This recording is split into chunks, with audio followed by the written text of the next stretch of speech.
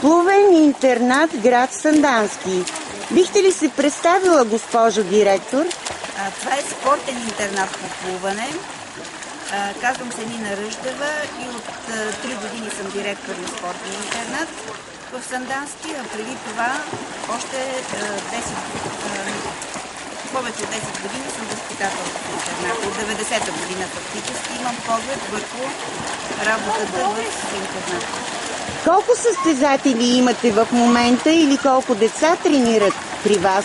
Горе-долу. Да, когато става на въпрос за състезатели, това са само картотекираните към плувен клуб Витлен. При нас тренират деца, които и не са картотекирани. Това е разликата между двете институции. В спортния интернат има 200 деца, които тренират плуване. Това ни прави най-масовия спорт за града. Имате ли много състезатели, които побеждават на елитни състезания? Има състезатели, които са медалисти от държавни първенства, има и участници в международни състезания. За нас като институция най-важно е масовостта. Спортните постижения са най-важни за плувния клуб.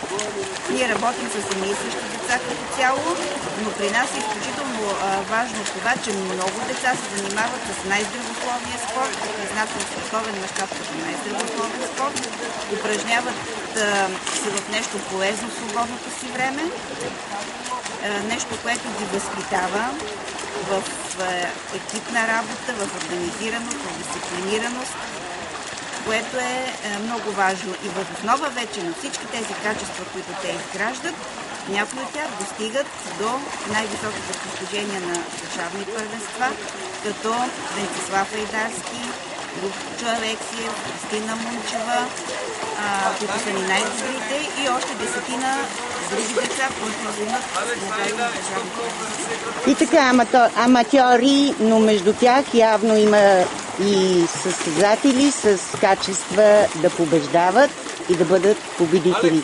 Точно това е целта, да има много деца, които да тренират, за да могат да излезат талантите, тези с качествата и с възможностите да побеждават. Децата плуват в топла минерална вода, хубав слънчев ден в Сандански. Да им пожелаеме винаги да побеждават и да представят вашия интернат. Благодаря ви много. А вие какво ще пожелаете? Благодаря. Искам да пожелая първо на повече деца от града да дойдат и да плуват, защото не е задължително да бъдат победители в спорта. Нужно е да бъдат здрави, жизнени, да бъдат умни. Спорта плуване повишава интелекта, ще бъдат по-добри в училище и по-големите ще хващат и повече гаджета, защото ще изглеждат по-добре, когато спортуват. И така, елате тук. Красиво е и ви очаква плувен интернат град Сандански. Благодаря ви много още веднъж. Валерия Боцева, Гаринча. Още от детските си години тя беше успешен състезател по баскетбол, нападател. В момента е един успешен треньор по плуване. От 31 години. От 31 години създала не един победител в много състезания по плуване. Моя въпрос към Валерия е: на какви принципи като треньор тя най-много държи? Да разкаже за своята работа като треньор по плуване. Най-вече държа на дисциплината на първо място и упорит труд. Това са принципа на моите успехи. Абсолютна дисциплина по време на тренировка, трудолюбие на децата, желание, амбиции също така.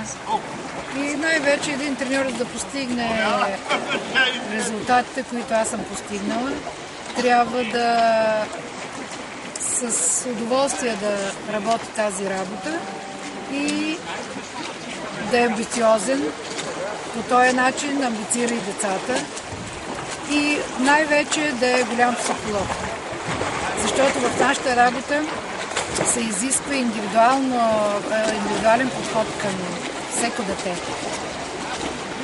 Вие сте намерила себе си и вашия свят е спорта и по-точно плуването. Това е много важно. Разбира се, аз съм, въпреки че като ученичка съм била състезател по баскетбол, аз съм завършила и треньор по плуване. Имам диплома и за треньор по плуване и от 31 години вече се занимавам само с плуване. Бихте ли се похвалили с някои свои състезатели? Ами в момента най-добрите състезатели в България във възрастта си 93-та са от мои състезатели. Любомир Алексиев при младежите и Христина Мунчева при жените.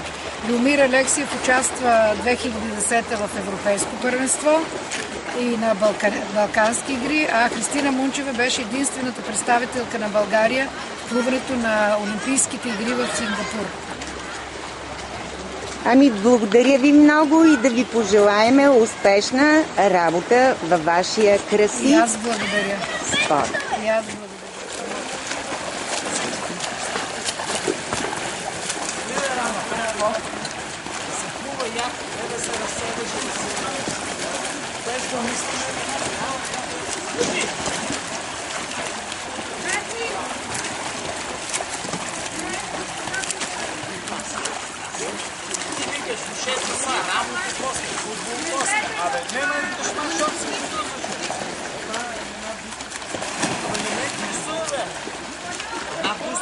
Кола.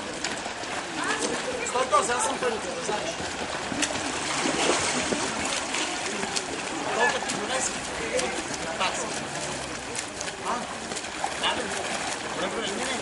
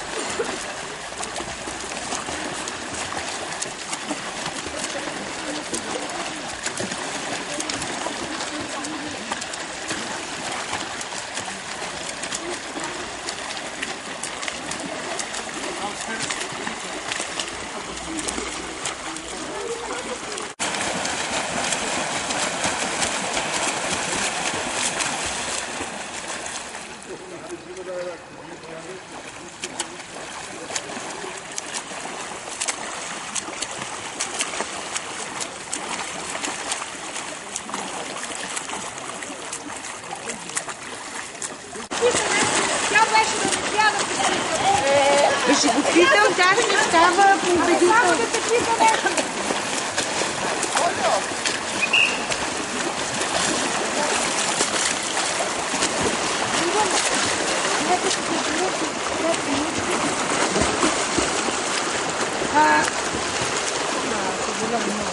Оце! Вижте на две тузи, които се кладиве! И аз след това се обърни и към Вали и искам да решава Валя от тази страна, защото Мари не искам Валя Ботева. Ще снимам.